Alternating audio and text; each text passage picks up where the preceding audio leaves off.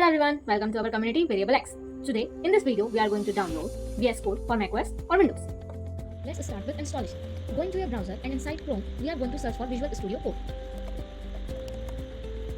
Now, we have to go to the first link which appears on the browser. In upper part, click the download button. Now, we have all the options for different machines. If you have Windows, you can download for Windows. If you have Linux, you can download for Linux. And if you have Mac, you can download for Mac also. Since I am working on Mac, we are going to download VS Code for macOS. You can see Visual Studio Code. Click on this. This is the interface of Visual Studio Code. Now, far left, this is activity bar. The first icon you can see is for the Explorer, to see your folders and your files. Then magnifying glass to search, find and replace text. Then source control to track changes in code with Git and GitHub.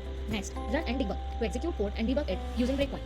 Then extension marketplace to add additional features to our code editors.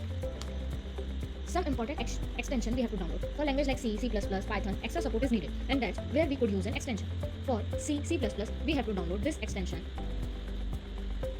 And for Python, we have to download this extension. And for HTML, CSS, JavaScript, and you have to download Liveserver. And if you want so much themes, so you can download Material Icon theme. Then next part is how to create folder or new file. Then create a folder and create new file.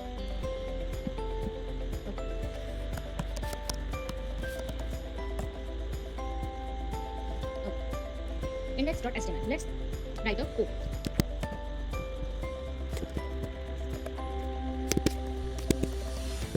Hello. Go live. You can see hello world. This was a quick tutorial of how you're going to download VS Code for a Mac machine. Thank you guys. Keep learning with Variable X.